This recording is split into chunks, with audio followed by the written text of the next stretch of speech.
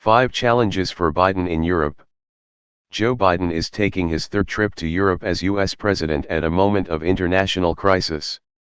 His last journey, in the autumn for the G20 meeting in Rome and the climate conference in Glasgow, was planned months in advance. This one is of the emergency variety. Russia's invasion of Ukraine is entering its fourth week with no end in sight, and the path ahead for the US-Europe alliance is far from clear. Here's a look at 5 of the most pressing concerns as Mr. Biden meets European leaders and allies in the days ahead. A show of unity. Ever since Russia invaded Ukraine, the US has made special efforts to move only in concert with its allies.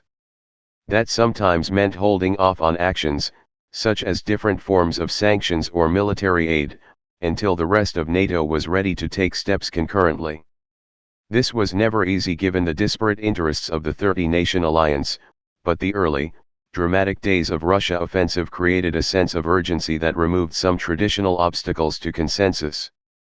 As the war drags on, and the economic fallout from the violence and resulting Allied response grows more pronounced, the potential for public discord within the alliance will increase. The primary goal of Mr. Biden's trip, then, is to be seen standing shoulder to shoulder with America's allies, literally and figuratively, and to demonstrate that strengthened NATO resolve is not a temporary condition but the new normal in response to Russia's expansionist policies. Refugee crisis. After meeting other leaders in Belgium, Mr. Biden will travel to Poland for a bilateral meeting with President Andrzej Duda. Given the nation's position on NATO's eastern flank, the former Soviet satellite state has been given special attention by the U.S. in the past few months, with visits from Secretary of State Antony Blinken and Vice President Kamala Harris. Although topics of military aid to Ukraine and an increased NATO presence on Polish soil are sure to come up, U.S. officials say the top issue for the meeting will be dealing with the flood of refugees that has been arriving at the Ukraine-Poland border since hostilities began. Caring for and processing millions of refugees has put a considerable financial and logistical burdens on Poland and, if not handled competently, could ultimately lead to social unrest and economic instability. Given Poland's geopolitical importance in the confrontation with Russia, ensuring the nation remains a reliable NATO member is a pressing U.S. concern. Military solutions. In the past few months the U.S. and its allies have opened the spigots of lethal military aid to the uniformed and volunteer Ukrainian forces holding off the Russian assault.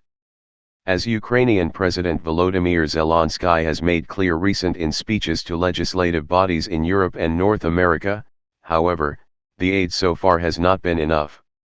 He says Ukraine needs more sophisticated anti-air systems as well as jet fighters capable of closing the skies over Ukraine to Russian warplanes.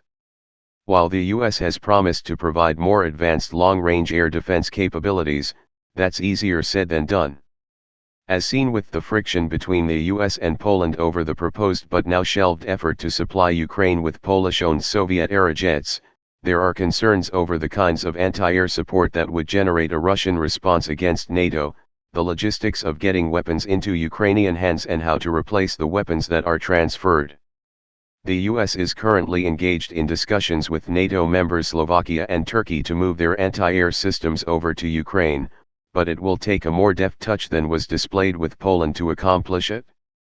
If Mr. Biden can pull this off while he's in Europe, it would be a notable success. A sanctions roadmap. The US and its allies promised that they would impose unprecedented, debilitating economic sanctions on Russia if it were to invade Ukraine.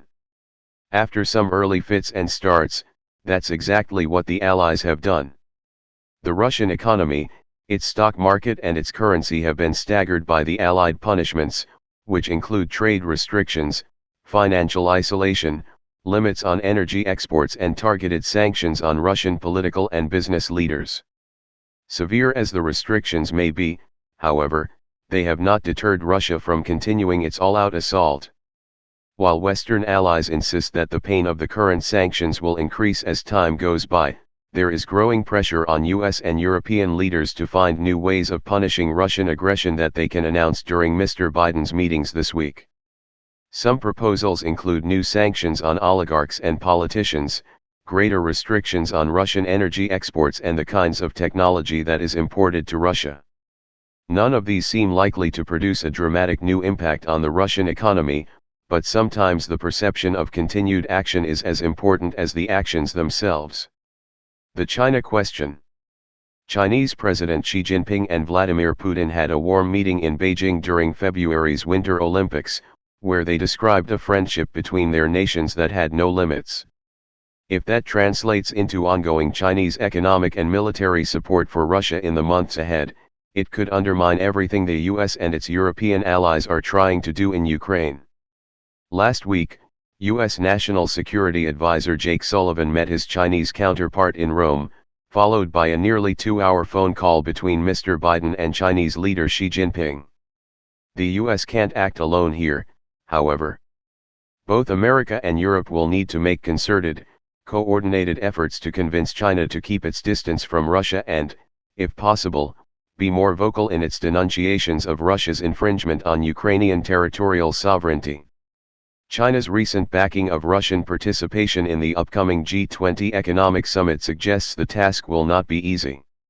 Like the US, Europe is a key market for Chinese goods, and the threat of US and European sanctions on China if it were to openly aid Russia is already weighing on the Chinese economy. Mr. Biden has frequently spoken of how the world is in an era-defining conflict between democracies and autocracies, but pushing China and Russia into the same adversarial camp at the moment is a risky move.